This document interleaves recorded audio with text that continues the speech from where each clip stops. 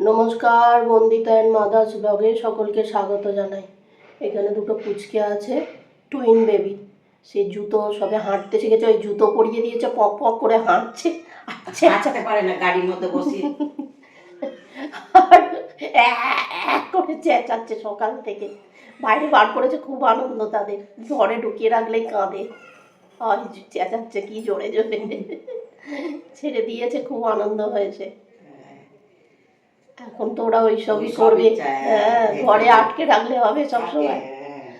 চলো, আজকে শরীরটা ভালো আছে, চা খেয়ে নি। ভালো লাগছে, শরীর ভালো থাকলেই ভালো লাগে, নাহলে মনটা একদম খুব খারাপ লাগে। চলো চাটা খেয়ে নি। সেকেন্ড রাউন্ড চা চলে এসছে মার আর আমার। আর এই বাটার টোস্ট করা হলো, আমি করলাম এসে বাজার থেকে।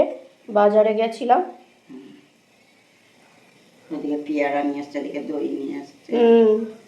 এই যে এই দই নিয়ে এসছি, টক দই। এদিকে পেয়ারা নিয়ে এলাম, ওদিকে মাছ টাছ নিয়ে এসছি। ওগুলো সব আগে খেয়ে নিই। মাংস নিয়ে এসছি। মা বলছিল কালকে রাত্রিরে মাংস করবি না, ঠিক আছে মাংস নিয়ে আসবো। মাংস নিয়ে এসছি। আর এই যে ইলিশ মাছ। আর এদিকে হচ্ছে যে এটা কি মাছ? বাটা মাছ। নিজেই নিয়ে এসছি, নিজেই ভুলে যাচ্ছি। বাটা মাছ, ইলিশ মাছ আর এই মাংস। রবিবারের এই বাজার। আর এঁচড় নিয়ে এসছি। এঁচড় মা মনে হয় ফ্রিজে রেখে দিয়েছো না? ফ্রিজে রেখেছি। এঁচড় নিয়ে চিকেনটাকে ম্যারিনেশন করে রেখেছি। চিকেনটা হবে এটা টক দই দিয়ে, জিরে গুঁড়ো, ধনে গুঁড়ো, গোলমরিচ, আদা, রসুন আর সাদা তেল দিয়ে, টক দই দিয়ে ম্যারিনেশন করে রেখে দিয়েছি। আর এইদিকে পোলাও হবে। মা তো একটু পোলাওটা খেতে ভালোবাসে, তাই পোলাওটাও মেখে রেখে দিয়েছি ঘি দিয়ে, আদা বাটা, কাঁচা লঙ্কা বাটা দিয়ে এটাও মেখে রেখে দিয়েছি। কড়ায় তেল দিয়ে নিয়েছি, আলুটা ভাজবো। এই আলু মা আলু আজকে দিয়েছে, অন্যদিন আলু দেয় না মাংসয়। আর এই তেলটা এটুকুনি, এটা পেঁয়াজটা ভাজবো আর আলুটা ভেজে নেব। এতে খুব সামান্য তেল দিয়েছে মা মাংসতে ম্যারিনেশন করার সময়। এই যে পেঁয়াজটা ভেজে নিচ্ছি, আর চিকেন তো ম্যারিনেশন করাই আছে। টক দই দিয়েছি তো, আর দেবো না, টমেটো দেবো না, টক হয়ে যাবে বেশি। এদিকে পোলাওটা বসিয়ে দিয়েছি। ভাত চালটা একটু ঘিয়ের সঙ্গে নেড়ে, কিশমিশ, কাজু বাদাম। আর এদিকে চিকেনটা হচ্ছে।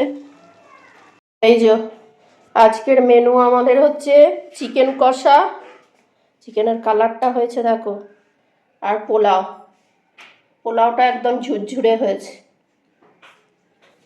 পোলাওটা খুব সুন্দর ঝুরঝুরে হয়েছে। এই আজকে দুপুরের মেনু। এই যে মা সন্ধে দিতে এলো।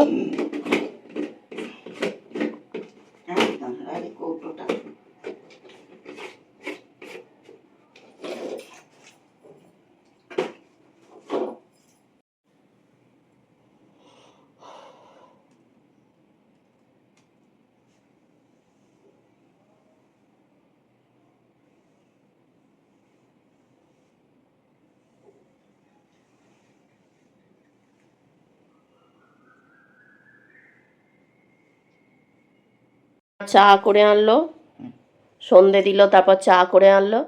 দুজনেই একটু শুয়েছিলাম দুপুরবেলা। মা ঘুমিয়েছে, আমি ঘুমোইনি। ঘুমোলে রাত্রিরে ঘুম হয় না, ওই জন্য ঘুমোইনি।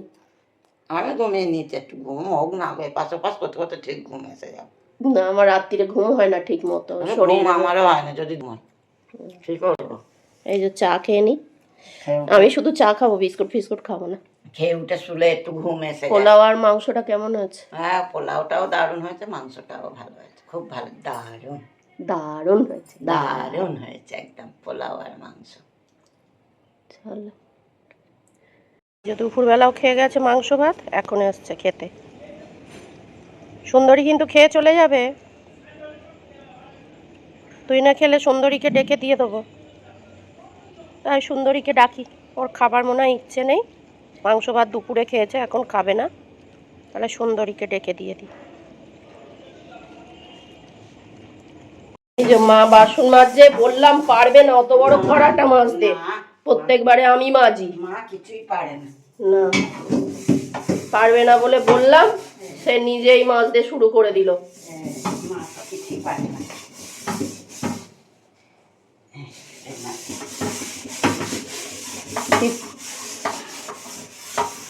এই যে দেখো ভাত হয়েছে, সাথে কি আর কিছু মাজা যায় না। আরে কড়াটা মাজাটাও তো কষ্ট।